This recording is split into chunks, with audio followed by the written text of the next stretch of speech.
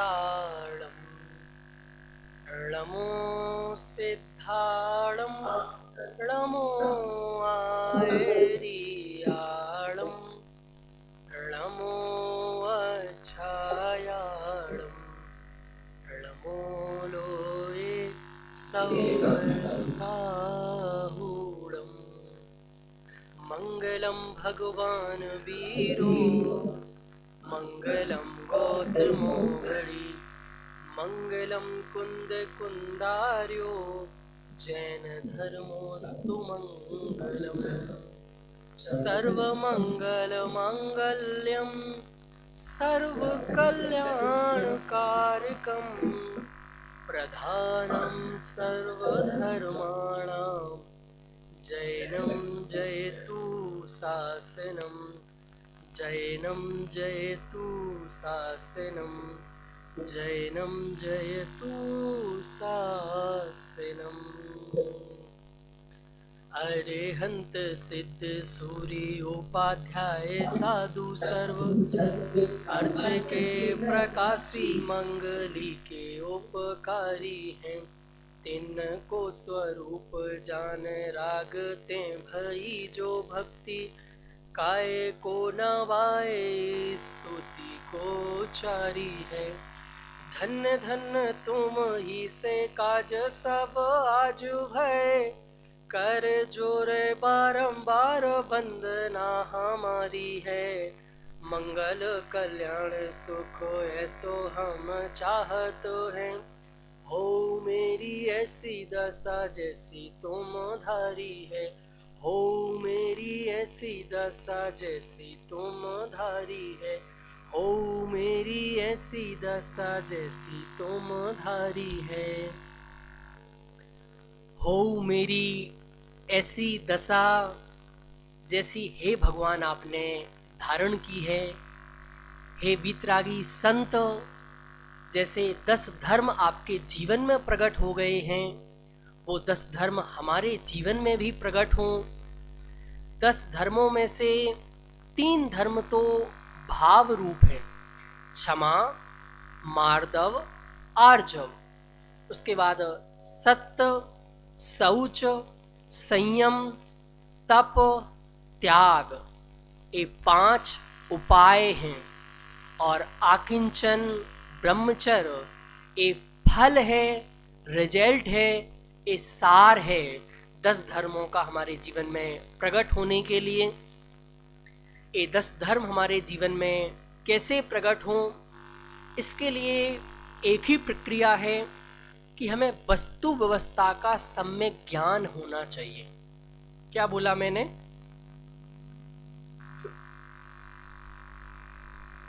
आवाज आ रही मेरी?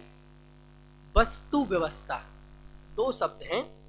वस्तु व्यवस्था मतलब इस जगत में जो भी वस्तुएं हैं उनकी क्या व्यवस्था है, उनका परिणमन किस प्रकार होता है, कारण कौन है, कार्य कौन है, उनमें निमित्त कारण कौन है, उपादान कारण कौन है।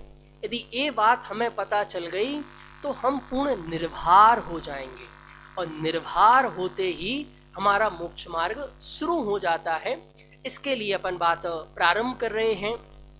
निमित्त उपादान के सम्यक परिज्ञान के अभाव में जिनागम में प्रतिपादित वस्तु व्यवस्था को सम्यक रूप में समझना संभव नहीं है। क्या लाइन पढ़ी मैंने? जब तक निमित्त उपादान हमारे समझ में नहीं आएगा हम वस्तु व्यवस्था को नहीं समझ सकते, और जब तक वस्तु व्यवस्था समझ में नहीं आएगी तब तक हम मोक्ष मार्ग में आगे नहीं बढ़ सकते हैं।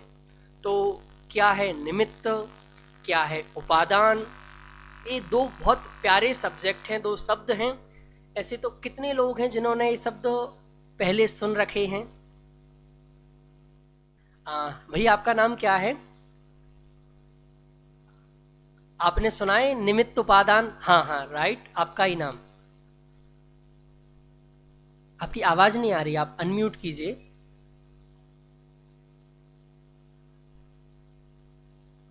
हाँ अब क्या नाम है? महावीर। ओके, महावीर। महावीर। ओ वाह, ये तो भगवान महावीर के ही सिद्धांत हैं, ऐसा समझिए, आपके बताए हुए सारे सिद्धांत हैं जिनकी चर्चा हम कर रहे हैं। निमित्त और उपादान, ये दो कार्य हैं, कारण हैं। उससे पहले चर्चा करते हैं, जगत का प्रत्येक पदार्थ परिणमनशील है। एक लाइन मैंने पढ़ी, जगत का प्रत्येक पदार्थ परिणमनशील है, मतलब दुनिया में आपको जो भी दिखता है उसमें कुछ ना कुछ चेंजेस होते हैं, कुछ ना कुछ परिणमन होता है कि नहीं होता है। अपन दूसरे की क्यों बात करें, महावीर जी आज से 30 साल पहले आपकी दाढ़ी मूछें थी क्या? नहीं थी। आप कैसे थे? बिल्कुल क्यूट थे, छोटे थे, यंग थे। और 20-25 साल में कितना चेंजेस हो गया कि नहीं हो गया? मतलब तो ये कब हुआ? अचानक से हो गया क्या? एक दिन में हो गया क्या? नहीं, ये प्रति समय एक एक वस्तु में परिणमन हो रहा है। तो ये समझो, जगत का प्रत्येक पदार्थ परिणमनशील है, मतलब दुनिया की जो भी वस्तु है, दुनिया में जो कुछ भी है वो परिणमनशील है। परिणमनशील का मीनिंग समझ में आया? बदलने वाला है, चेंज होता है, उसमें कुछ हर पल नया नया होता है। पदार्थों के इस परिणमन को पर्याय या कार्य कहते हैं। फिर टेक्निकल भाषा में से बोल रहा हूं तो क्या हो रहा है? कुछ कार्य हो रहा है, कुछ वर्क हो रहा है, कुछ काम हो रहा है। और इस परिणमन को ही कर्म भी कहते हैं, अवस्था भी कहते हैं, हालात भी कहते हैं, दशा भी कहते हैं, परिणाम भी कहते हैं, परिणति, से बहुत सारे नाम इसके हैं। तो इतना तो समझ में आ गया कि दुनिया में प्रत्येक समय, प्रत्येक वस्तु में कुछ ना कुछ काम हो रहा है। ये बात तो क्लियर है?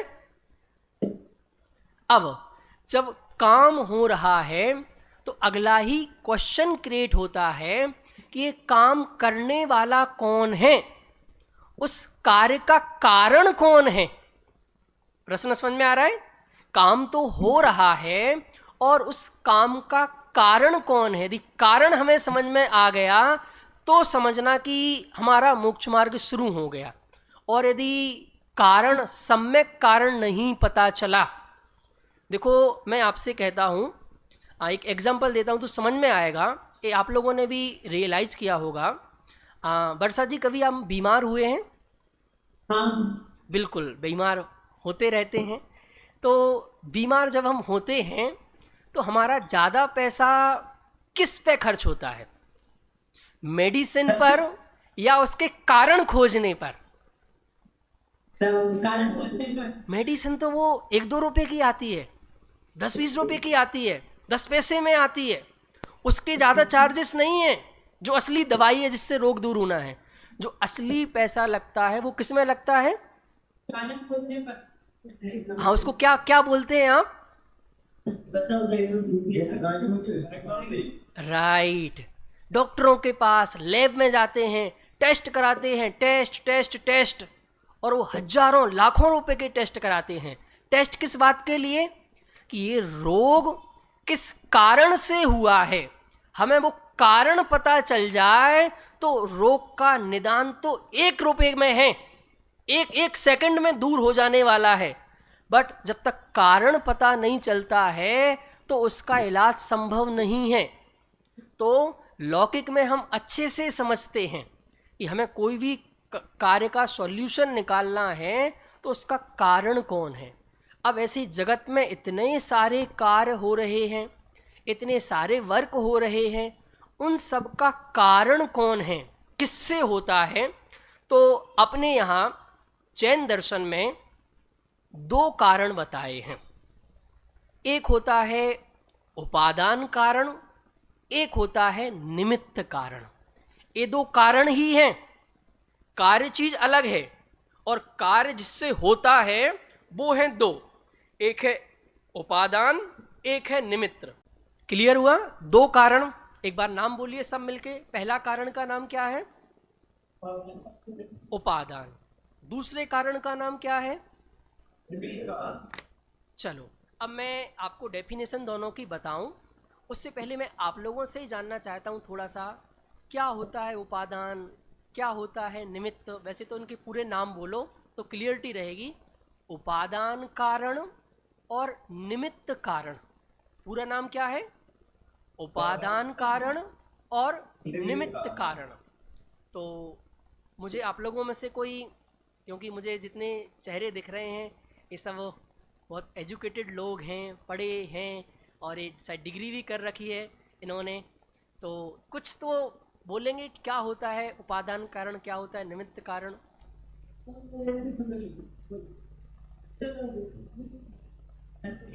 कौन? ऐसे सामूहिक नहीं, मिलके नहीं, एक एक करके कौन बोल रहा है?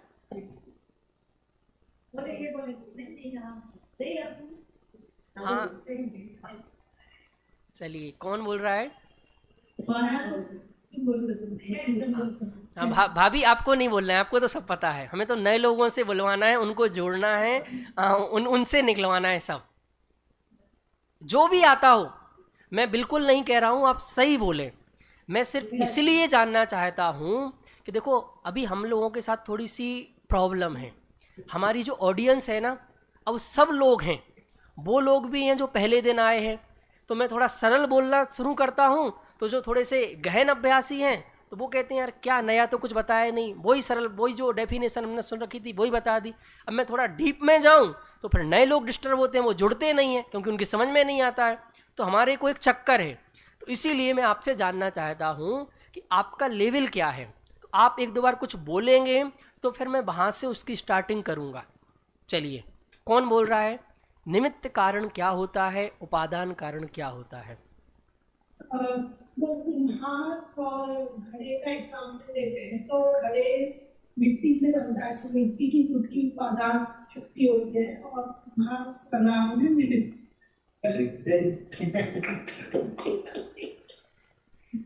ठीक है, मतलब मुझे तो अभी दोनों शब्द के अर्थ चाहिए। उपादान का, उपादान कारण, इसका क्या अर्थ है? उपादान शब्द सुनते ही आपके दिमाग में क्या इमेज बनती है, और निमित्त शब्द सुनते आपके दिमाग में क्या इमेज बनती है, इन दो वर्ड का मीनिंग क्या है। मैं अभी एग्जाम्पल पे नहीं जा रहा हूँ, उसकी डिटेल पे नहीं जा रहा हूँ, सिर्फ सामान्य अर्थ क्या है। उपादान का योग्यता, क्या?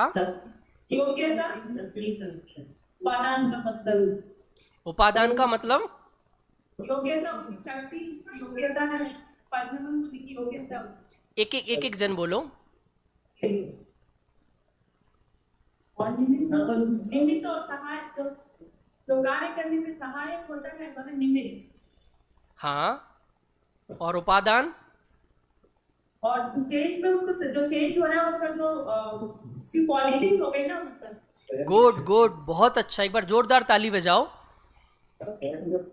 जिसमें काम हो रहा है, जिस मूल वस्तु में परिणमन हो रहा है, जो वस्तु स्वयं कार्य रूप परिणमित हो रही है, क्या? जो स्वयं कार्य रूप परिणमित हो उसे कहते हैं उपादान। और जो स्वयं तो कार्य रूप परिणमित ना हो, समझ में आ रहा है? जो स्वयं तो उस कार्य रूप परिणमित नहीं हो, परंतु कार्य के उत्पन्न होने में अनुकूल होने का जिस पर आरोप आ सके, उसे कहते हैं निमित्त। क्लियर हुआ? फिर से अब मैं एग्जांपल देता हूं। जैसे अभी आप वहां बैठ के, सिंगापुर में बैठ के प्रवचन सुन रहे हैं, प्रवचन सुन रहे हैं, तो आपको कुछ ज्ञान की वृद्धि हो रही है, आपके परिणामों में निर्मलता आ रही है, आपके परिणाम पवित्र हो रहे हैं, आपको बहुत शांति का महसूस हो रहा है, सुख का वेदन हो रहा है। तो जो कुछ भी चेंजेस हो रहा है, तो इसमें उपादान कौन है और निमित्त कौन है, मुझे एक जन कौन बताएगा? महावीर जी आप बताएंगे। उपादान तो हम एग्जाम्पल कौन? हाँ, इसमें मतलब ये सारा चेंजेस मैं यहाँ से प्रवचन कर रहा हूँ। आप तो सब सिस्टम है, सिस्टम के हम जब मतलब सुन रहे हैं, आपको सुन पा रहे हैं, यहाँ की सहूलियत हो रही है, ये सब पूरा निमित्त मात्र है। ये सब निमित्त हैं। हाँ, और उपादान और क्या है? जो सुन पा रहे हैं जिनमें चेंजेस हो रहे हैं, मतलब जैसे हम हैं, हम लोग सुन रहे हैं। हाँ, हम लोग नहीं, मैं स्वयं। हाँ, मैं स्वयं हूँ, मैं हाँ, स्वयं। तो मेरे में जो परिणमन हो रहा है, मेरे में जो चेंजेस हो रहे हैं, मैं जो उस आनंद रूप परिणमित हो रहा हूँ, सुख शांति रूप में परिणमित हो रहा हूँ, तो उसका तो नाम है, वो मूल वस्तु है उपादान। और जिसके निमित्त से, सपोज गुरु, मैं यहाँ से प्रवचन कर रहा हूँ, ये सारा टेक्नोलॉजी का सिस्टम, ये पुस्तक, जो कुछ भी है, ये सब किसकी श्रेणी में जाएंगे? निमित्त, राइट। तो अब कार्य मूल किससे हुआ? बेसिक समझ में आ गया, निमित्त क्या है, उपादान क्या है। मुझे इसमें एक दो चीज़ें और समझानी है। अभी अच्छे से अच्छे लोगों के प्रति बिल्कुल दिमाग में सेट है, ये निमित्त है, ये उपादान है। पर आज मैं आपके सब मान्यताओं को तोड़ते हुए एक नई बात बोल रहा हूँ। ऐसा बिल्कुल भी फिक्स नहीं है कि दुनिया की ये वस्तु निमित्त है, ये वस्तु उपादान है। मैं इसमें एक कदम आगे बढ़ के ये कह रहा हूँ कि दुनिया की प्रत्येक वस्तु उपादान भी है और वही वस्तु निमित्त भी है। अभी हमारे दिमाग में क्या है कि जो शास्त्र है वो तो निमित्त ही है, गुरु सिर्फ निमित्त ही होते हैं, जो कुमार है वो सिर्फ निमित्त ही होता है, मिट्टी सिर्फ उपादान ही होती है। ऐसा नहीं है, मिट्टी उपादान भी है और मिट्टी निमित्त भी है। मैं थोड़े अलग एंगल से बात कर रहा हूँ, कितने लोग समझ पा रहे हैं मैं नहीं देख पा रहा हूँ। ये बात समझ में आ रही जो मैं कह रहा हूँ कि दुनिया की, अब आपने इतना तो समझा दिया निमित्त उपादान, तो कुछ ऐसा डिवाइडेशन है क्या, ये वस्तु निमित्त है, ये वस्तु उपादान है, ऐसा अपन जस्टिफाई कर सकते हैं क्या नयन जी? नहीं, ऐसा कुछ बटी हुई है क्या वस्तुएं? हमने अभी बांट रखी हैं। अभी बहुत सारे लोगों ने, मैं कहूँ 90% लोगों ने ऐसा सेट कर रखा है, ये तो पंडित जी निमित्त ही है, ये उपादान ही है। ऐसा नहीं है, मैं उसमें कुछ अलग गहराई से बात कर रहा हूं कि दुनिया की प्रत्येक वस्तु निमित्त है, प्रत्येक वस्तु उपादान है। अब कैसे? जब मेरे में कोई काम होता है तो बाहर के जो सहयोगी होते हैं उसको निमित्त कह देते हैं। जब उनमें कोई काम होता है और मैं उसमें सहयोगी बनता हूं तो मैं निमित्त बन जाता हूं। एग्जाम्पल समझ में आया कि नहीं आया? जैसे नयन जी आपके बगल में भैया बैठे हैं, मैं नाम भूल गया हूं, क्या नाम है? तो नयन जी में कोई काम हुआ तो नयन जी तो क्या हो गए? उपादान। और भैया क्या हो गए?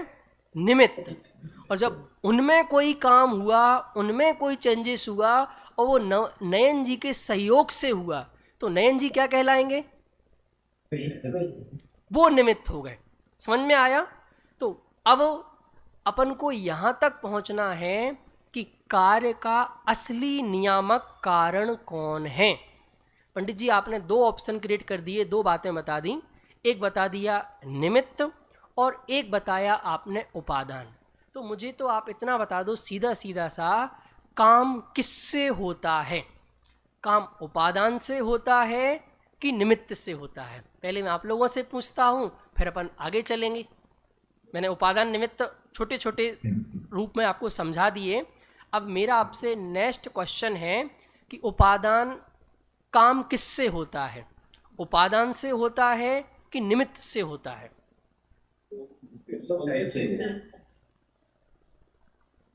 किससे होता है? दोनों से। अब मैं पूछता हूं कि दोनों में से मुख्य कौन है, मेन कौन है? उपादान की निमित्त? पक्का भरोसा है ऐसा? और पर सुबह से शाम तक हम किसके पीछे भागते हैं? मतलब देखो यही तो उल्टा उल्टा चल रहा है सिस्टम। पता है, भरोसा है, पढ़ रहे हैं, चर्चा उसकी करते हैं, उसको बड़ा मानते हैं कि काम उपादान से होता है, और सुबह से शाम तक दौड़ किसके पीछे रहे हैं? निमित्तों की खोज में, निमित्तों को जुटाने में। तो अब अपन आते हैं कि कार्य का मुख्य कारण क्या है। जिस पदार्थ में कार्य निष्पन्न होता है उस पदार्थ को उपादान कारण, और जो कार्य निष्पन्न हुआ उसे उपादेय कहते हैं। अब दो शब्द और आपको समझना है, फिर अपन चर्चा आगे बढ़ जाएंगे।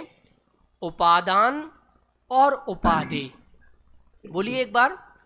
उपादान और उपादेय, क्या डिफरेंस है उपादान और उपादेय में?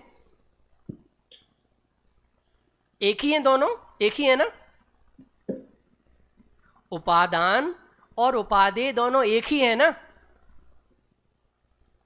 एक है या कुछ डिफरेंस है? डिफरेंस है। क्या डिफरेंस है?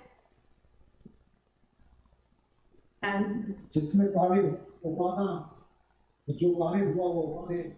बहुत सुंदर। जो कार्य रिजल्ट आया ना, जो कार्य संपन्न हुआ, तो जो रिजल्ट है उसको बोलते हैं उपादेय, और जिसमें से हुआ जो कारण है उस कारण को बोलते हैं उपादान। तो जिस पदार्थ में कार्य निष्पन्न होता है उस पदार्थ को, उस कारण को, उस मूल वस्तु को तो बोलते हैं उपादान, और जो रिजल्ट आया, जो कार्य निष्पन्न हुआ, जो कार्य रेडी हुआ, उसको बोलते हैं उपादेय। अब ऐसे ही निमित्त कारण की अपेक्षा भी कथन करने पर उसी उपादेय को नैमित्तिक भी कहते हैं।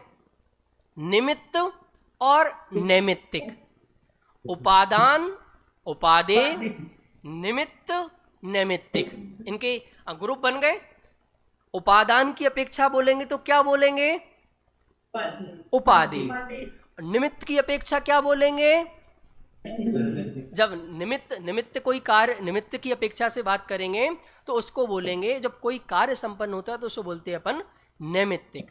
इस प्रकार हम देखते हैं कि एक ही कार्य को उपादान कारण की अपेक्षा से उपादेय और निमित्त कारण की अपेक्षा से नैमित्तिक कहा जाता है।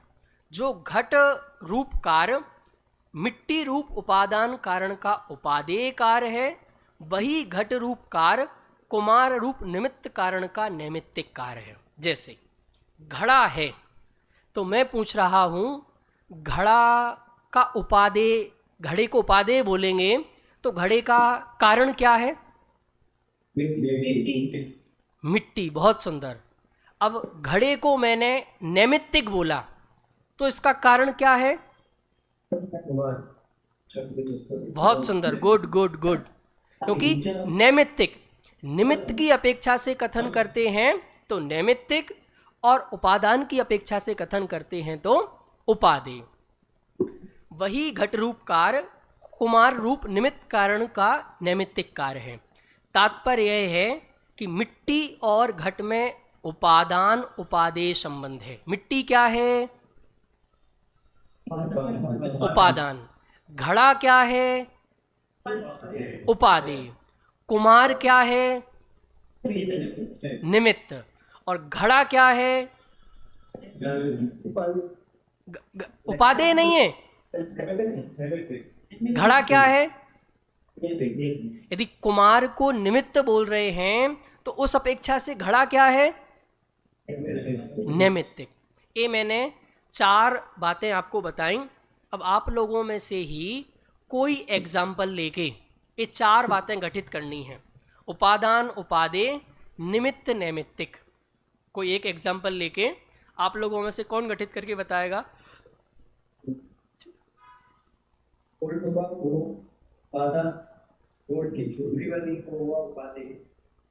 आपकी आवाज थोड़ी सी क्लियर नहीं आ रही।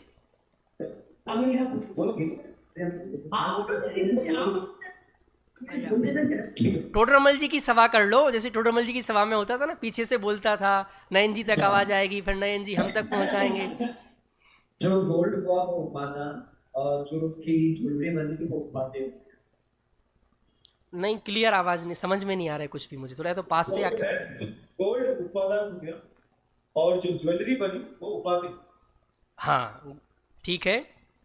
और जिसमें उसे बनाया वो निमित्त और ज्वेलरी बन गई वो नैमित्तिक। जिसने बनाया वो निमित्त और जो ज्वेलरी बन गई है वो नैमित्तिक। नैमित्तिक, ठीक है। इसे सम्यक दर्शन पर घटित कर सकते हैं क्या? सम्यक दर्शन पर घटित कर सकते हैं क्या? कौन करेगा? एक तो आपका एग्जाम्पल था, अब मैंने एक एग्जाम्पल दिया सम्यक दर्शन। इस एग्जाम्पल पर आपको उपादान, उपादेय, निमित्त, नैमित्तिक 4 चीजें घटित करनी हैं। हाँ, जो आत्मा है, जो स्वयं जो जीव है वो उपादान हो गया, और जो सम्यक दर्शन हुआ वो उपादेय, और जिन गुरु के द्वारा उनको ज्ञान प्राप्त हुआ वो निमित्त, और जो सम्यक दर्शन प्राप्त कराने में जो कारण बने वो हो गए नैमित्तिक। सम्यक दर्शन नैमित्तिक होता है। सम्यक दर्शन, हाँ, सम्यक दर्शन नैमित्तिक है। तो सम्यक दर्शन 2 जगह आ रहा है, उपादेय भी सम्यक दर्शन है और नैमित्तिक भी सम्यक दर्शन है। बस कारण में चेंज हो जाता है कि उपादान में अलग कारण आता है और निमित्त में अलग कारण। और उपादान में कौन सा कारण आता है? वो मूल वस्तु जिसमें वो कार्य हो रहा है, और निमित्त कारण कौन सा होता है? आउटर, बाहर, जो बाहर में है, बाहर से हेल्प करता है, उसे बोलते हैं निमित्त कारण। इतना सा मुझे लगता है ये 4 बातें बहुत अच्छे से क्लियर हो गई हैं। अब अपन नेक्स्ट क्वेश्चन यह है कि हमें निमित्त मिलाने पड़ते हैं उपादान के लिए, या इसको और सरल करता हूँ, उपादान के अकॉर्डिंग निमित्त मिलते हैं या निमित्त के अकॉर्डिंग उपादान तैयार होता है? एक कैसी क्या डिपेंडेंसी है? होते दोनों हैं।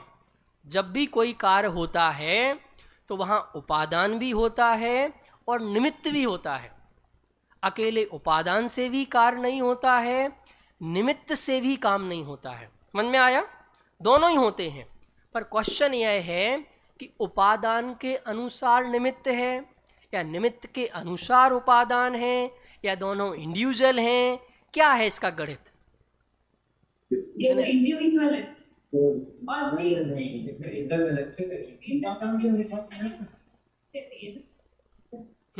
सोचो सोचो, इसके लिए आपको टाइम दिया हमने।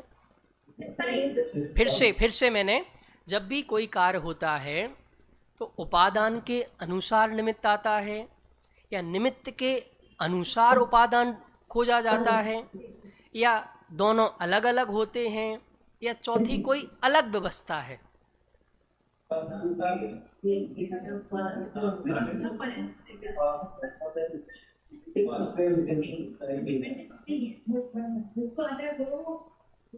वर्षा बोल रही कि दोनों उपादान का अपना परिणमित होता रहता है और निमित्त का भी परिणमित होता रहता है, और दोनों स्वतंत्र रूप से परिणमित करते रहते हैं। दोनों स्वतंत्र रूप से परिणमित करते रहते हैं। क्वेश्चन तो यह है कि भाई, जब आप कह रहे हो कि मिट्टी में घड़े बनने की योग्यता है, मिट्टी से घड़ा बनता है, तो मिट्टी तो ऑलवेज रेडी है, ऑल टाइम घड़े बनते रहने चाहिए। कुम्हार भी बैठा हुआ है, सारी सुविधाएं भी रेडी हैं। समझ में आ रहा है? आप कहते हो कुम्हार से घड़ा बनता है, तो कुम्हार भी हर पल रेडी है। मिट्टी से बनता है तो मिट्टी भी हर पल रेडी है। दोनों चीज़ें मौजूद हैं, पर कार्य तो हमेशा नहीं होते देखते हैं। इसके लिए अपन थोड़ा सा यहाँ से पढ़ते हैं तो आपको और अच्छे समझ में आएगा। यहाँ एक प्रश्न संभव है कि यदि द्रव्य या गुण उपादान कारण हैं, जैसा कि सम्यक दर्शन रूप कार्य के उदाहरण में आपने बताया था, तो विवक्षित कार्य निरंतर उत्पन्न ही होते रहना चाहिए। क्वेश्चन समझ में आ रहा है? यदि आप ये कहते हो कि सम्यक दर्शन किससे होता है? आत्मा से होता है, जीव से होता है, तो भाई जीव तो 24 घंटे है ना, अनादिकाल से जीव है ना। जब जीव है तो अभी तक सम्यक दर्शन क्यों नहीं हुआ? इसका मतलब तो ऐसा समझ में आ रहा है महावीर जी कि काम उपादान से नहीं होता, इस उपादानों को अच्छे निमित्त नहीं मिले। ऐसी बात है ना भाई? देखो, बिल्कुल सीधी सीधी बात है। अभी आपने कहा था कि जो जीव है, आत्मा है, इससे सम्यक दर्शन होता है, तो आत्मा तो अनादिकाल से रेडी है ना, उसमें क्या करना है? तो सम्यक दर्शन होना चाहिए था, क्यों नहीं हो रहा है सम्यक दर्शन? तो फिर मुझे ऐसा लगता है कि कहीं निमित्त नहीं मिल रहा है, इसलिए सम्यक दर्शन नहीं हो रहा है। मतलब निमित्त से सम्यक दर्शन होता है, ऐसा है क्या? नहीं, वो तो कार्य सिद्धांत के ऊपर चले जाएंगे तो यदि मैं पढ़ता हूं तो और समझ में आएगा। मैं तो अभी क्वेश्चन क्रिएट कर रहा हूं, अभी तो अपन को चलाना है विषय आराम से। यदि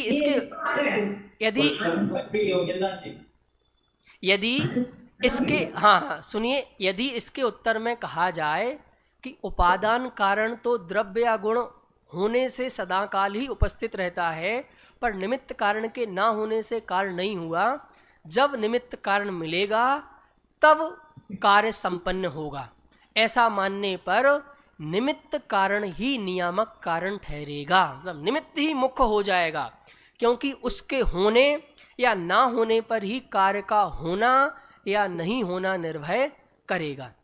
इस आपत्ति से बचने के लिए यदि कहा जाए कि कार्य की उत्पत्ति में तो दोनों ही कारणों की उपस्थिति अनिवार्य होती है, तो हम कहेंगे कि भले ही दोनों कारणों की उपस्थिति अनिवार्य हो, पर नियामक कारण तो निमित्त ही रहा, क्योंकि उसके होने पर कार्य होता है और नहीं होने पर कार्य नहीं होता है। अरे भाई, कार्य का नियामक कारण कौन है, यह जानने के पहले हम उपादान निमित्त को उनके भेद विभेद सहित अच्छी तरह समझ लें, तो फिर इस विवाद में उलझने से बच जाएंगे। अभी एक नया विवाद क्रिएट हो रहा है कि भाई हमें तो समझ में जो आ रहा है वो ये आ रहा है कि कार्य तो निमित्त से होता है, क्योंकि उपादान से होता तो उपादान तो ऑलवेज रेडी है, हमेशा खड़ा है, कार्य होना चाहिए था पर कार्य नहीं हो रहा है, पर जब निमित्त मिलता है तो काम हो जाता है। हम तो देखते हैं, मेरे में स्वस्थ होने की योग्यता मेरी बॉडी में ही है, पर वो अपने आप नहीं होती। जब डॉक्टर के पास जाते हैं, मेडिसिन लेते हैं तो तत्काल ठीक हो जाते हैं। यदि स्वयं की योग्यता से ठीक होते तो क्यों नहीं पहले हो गए? वो जब मेडिसिन ली हमने तो ठीक हुए। इसका मतलब तो उस निमित्त से कार्य होता है।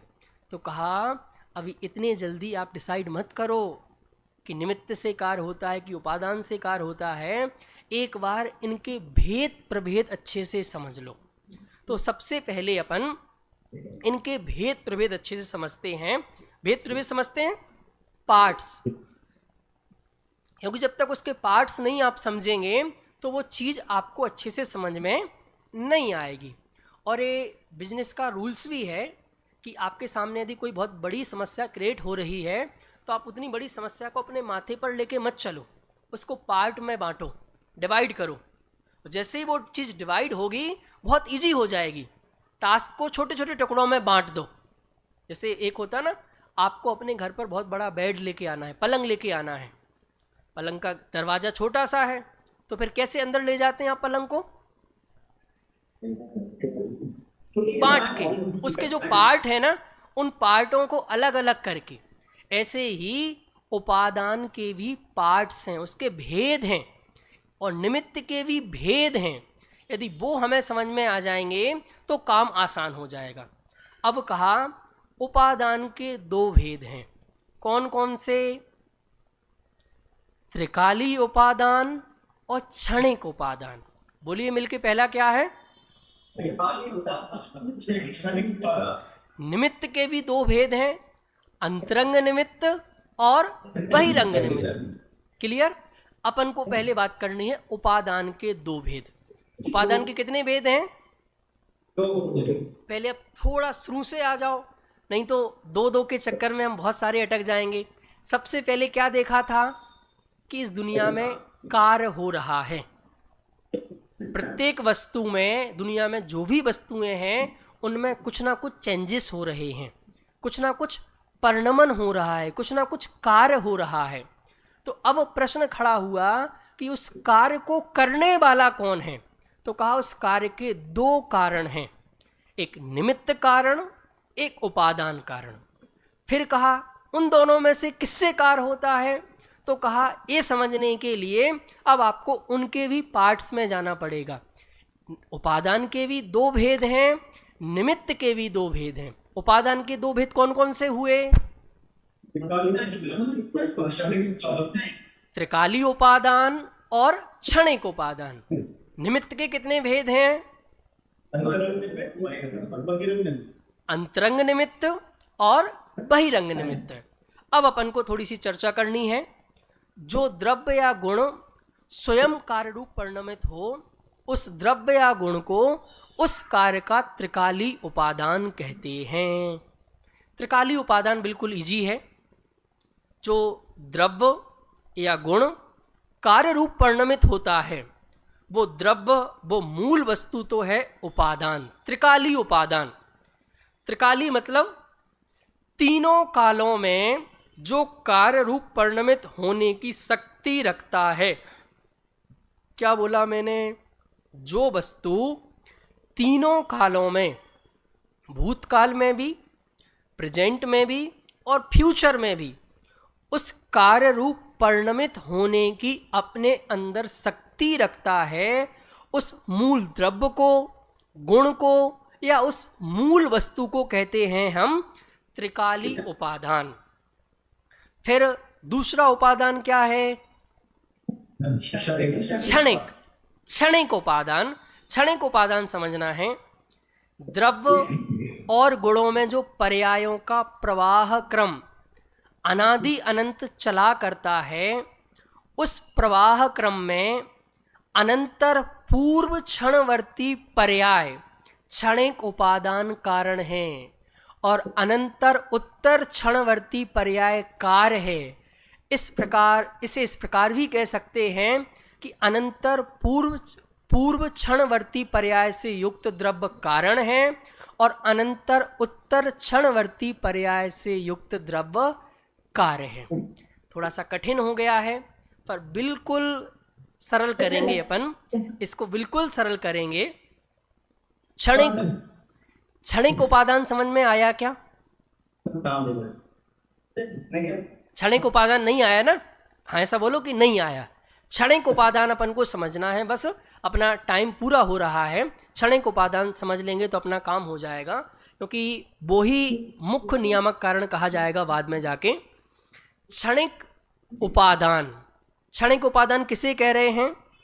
द्रव्य और गुणों में जो पर्यायों का प्रवाह क्रम अनादि काल से चला करता है। अब थोड़ा सा वापस आ जाओ कि दुनिया में जो वस्तु है, जो त्रिकाली उपादान है, वो है द्रव्य, और द्रव्य के अंदर होते हैं गुण, और गुणों की होती हैं प्रतिपल पर्यायें। हर समय नई नई पर्याय होती है। इतनी बात समझ में आई? द्रव्य में क्या है? द्रव्य के अंदर क्या है? गुण, क्योंकि गुणों के समूह को ही द्रव्य कहते हैं। द्रव्य कोई अलग से वस्तु नहीं है, और उन गुणों का जो समूह है उसे ही हम द्रव्य कहते हैं। अब ये कह रहे हैं कि जो गुण हैं वो गुण खाली नहीं है, उन गुणों में प्रतिपल, प्रति समय पर्यायें हो रही हैं। समझ में आ रहा है? अपन जैसे ऐसे समझ लो, एक एग्जाम्पल के लिए, कि अपन ने एक ज्ञान नाम का गुण लिया। आवाज आ रही क्या इस एलईडी? ज्ञान नाम का गुण लिया, सिर्फ एग्जाम्पल है, और इसके 100 समय की 100 टाइम्स की इसकी एक एक पर्याय, मतलब हर टाइम पर इसकी एक पर्याय, हर समय पर एक एक पर्याय हो रही है। तो वो ये कह रहे हैं कि जो एक समय पहले की पर्याय, समझ में आ रहा है क्या कहा? उस प्रवाह क्रम में अनंतर पूर्व क्षणवर्ती पर्याय क्षणिक उपादान कारण है।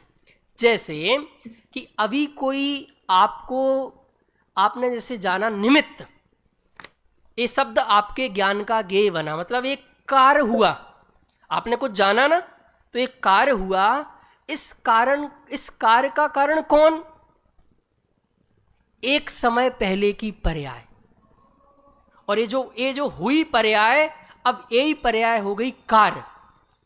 तो अनंतर पूर्व क्षणवर्ती पर्याय क्षणिक उपादान, और अनंतर उत्तर क्षणवर्ती पर्याय और जो क्षणवर्ती पर्याय कितनी है, कितने टाइम की है वो? क्षण भर की, क्षण भर, बहुत बड़ी नहीं है, बिल्कुल क्षण भर की जो पर्याय है वो है क्षणिक उपादान, और जो उसके बाद वाली पर्याय है वो है उसका कार्य। अनंतर पूर्व परिणाम से युक्त द्रव्य कारण रूप से परिणमित होता है, और अनंतर उत्तर परिणाम से युक्त वही द्रव्य नियम से कार्य होता है। अभी इतनी बात किस किस के समझ में आ गई? फिर अपन आगे की बात कल करेंगे। इतनी बात समझ में आई कि नहीं आई? असली कार्य किससे हुआ? असली कार्य का नियामक कौन?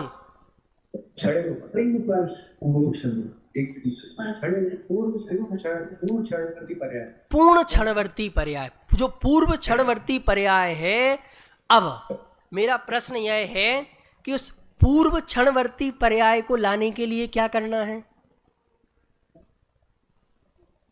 कहां से लानी है वो पर्याय? जो पूर्व क्षणवर्ती पर्याय है वो कहां से लानी है हमें? लानी है, मैं पूछ रहा हूं, लानी है क्या?